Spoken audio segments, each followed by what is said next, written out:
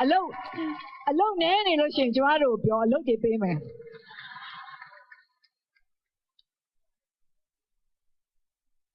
ထောင်ကြဘူးမှာတောခို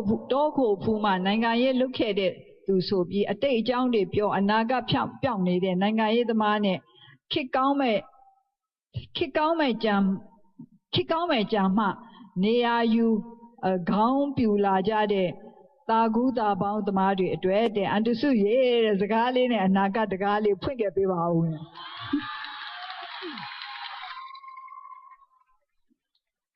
ဒီတော့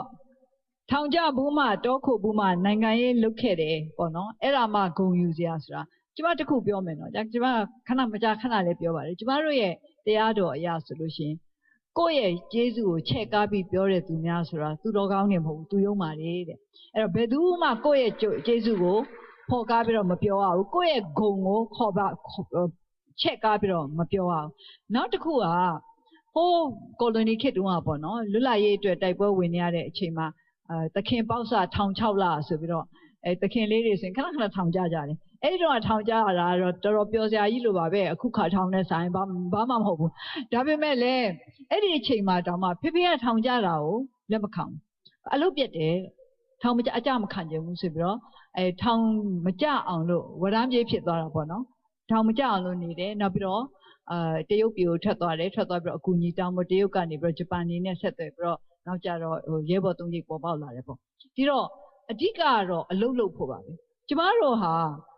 ထောင်ကြခြင်းဟာနိုင်ငံရေးအလုပ်လို့မမြင်ပါဘူးနိုင်ငံရေးအလုပ်လုပ်လို့မရှောင်တာလို့ထောင်ကြသွားတာဖြစ်ပါတယ်အဲ့တော့ကျမဆိုလို့ရှိရင်အထိမ့်သိမ်းခံရသလားဆိုတော့အမှန်ပြောရင်ကျမအကျယ်ချုပ်ခံရတာကိုကျမတို့အခက်ခဲမရှိဘူးဘာလို့ဆိုကျမကတယောက်ထဲနေတတ်တယ်တချို့ကတယောက်ထဲနေရတာဝင်လေးတယ်အဲ့တော့ကျမအတွက်ဒါပြဿနာမဟုတ်ဘူးကျမတယောက်ထဲနေရတာဝင်မလေးဘူးကျမစာဖတ်မယ်ရေဒီယိုနားထောင်မယ်ကျမမအားအောင်ထားတယ်အလုံးနဲ့ကြီးနဲ့ကားနဲ့နေတယ်သို့တော်ညာလဲအကျယ်ချုပ်ခံရတာကျမမကြိုက်ဘူးဘာဖြစ်လို့လဲဆိုတော့အလုပ်ပြတ်တယ်ကျမအဖွဲ့ချုပ်အတွက်ကျမအလုပ်မလုပ်နိုင်ဘူးကျမတချို့နိုင်ငံရဲ့အလုပ်တွေကိုမလုပ်နိုင်တဲ့အခြေအနေမှာရှိတယ်အဲ့တော့ထောင်ကြတယ်ဆိုတာဟာဘလူးအားမှနေပြီးတော့ကြိုဆိုတဲ့ကိစ္စမဟုတ်ပါဘူးနောက်ပြီးတော့ကျမအနေနဲ့ပေါ့နော်တခြားလူတွေတော့မသိဘူးကျမအနေနဲ့ကျမအကျယ်ချုပ်ခံရတဲ့ဘဝနဲ့ပတ်သက်လို့ထူးထူးခြားခြား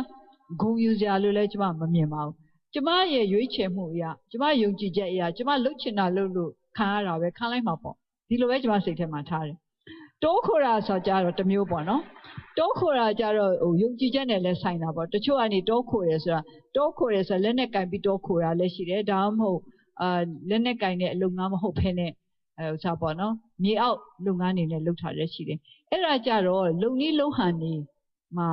ကိုရွေးချယ်တဲ့လမ်းပေါ့တချို့ကတော့မြေပေါ်နိုင်ငံရေးလုပ်ထားတဲ့မြေအောက်နိုင်ငံရေးလုပ်ထားပို့ပြီးတော့ထိရောက်တဲ့စင်ကိုလုပ်ကြတာဖြစ်ပါတယ်ဘယ်လိုပဲဖြစ်ပေါ့နော်ကိုယုံကြည်လို့ကိုရွေးချယ်ပြီးတော့လုပ်ထားပဲအဲ့ဒါနဲ့ကိုကျေနပ်ရမယ်ကျမတို့ဒီလိုပဲထင်တယ်ကိုအလုပ်တစ်ခုကိုယုံကြည်လို့လုပ်တယ်ကိုယ့်ရဲ့ယုံကြည်ချက်အရာလုပ်တယ်ဆိုဒီဟာကိုလုပ်ထားကိုကတော်လောက်ပြီအဲ့ဒီဟာအတွက်ပို့ပြီးတော့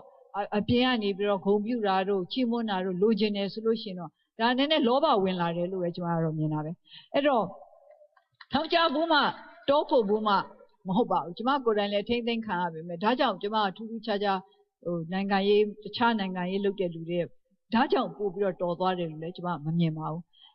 ကျမပြောချင်တာကိုအကောင်းဆုံးလုပ်သလားကိုအတတ်နိုင်ဆုံးလုပ်သလားလူတိုင်းဟာကိုအတတ်နိုင်ဆုံးပဲလုပ်နိုင်ပါပဲအဲ့လောက်လုပ်ရင်တော်ပြီထောင်ကြခံပြီးလုပ်เสียလည်းမလိုဘူးထောင်ကြမခံမဲနဲ့ပြည်ပမှာထွက်ပြီးတော့ပြည်ပမှာပိုက်ဆံရှာပြီးတော့ဒီမြန်မာနိုင်ငံမှာကြာရင်ခဲ့တဲ့ရဲဘော်ရဲဘက်တွေကိုပြန်ပြီးတော့ထောက်ပံ့နေသူတွေလည်းရှိပါတယ်သူတို့လည်းအင်မတန်တာဝန်ကျေတယ်လို့ကျမမြင်ပါတယ်ဒါကြောင့်ကိုယ့်အလုပ်ကိုသာကိုတာဝန်ကျေအောင်လုပ်ပါသူများနဲ့နှိုင်းပြီးတော့ငါကသူ့ရဲ့တော့တာတယ်ဆိုတဲ့စိတ်တွေမထားပါနဲ့အဲ့ဒီဟာအတွက်လုပ်ထားလားသူ့ရဲ့တာကျင်တဲ့စိတ်နဲ့နိုင်ငံရေးလုပ်ထားလားကိုယ့်ရဲ့တိုင်းပြည်ကိုအကျိုးပြုခြင်းလို့နိုင်ငံရေးလုပ်ထားလားအဲ့တော့ကိုလည်းဒါပြန်ပြီးတော့သုံးသပ်ပါအနာဂတ်မှာပြောင်းနေတဲ့နိုင်ငံရေးသမားများနဲ့ခေါင်းထောင်မဲ့ကြံနေမှ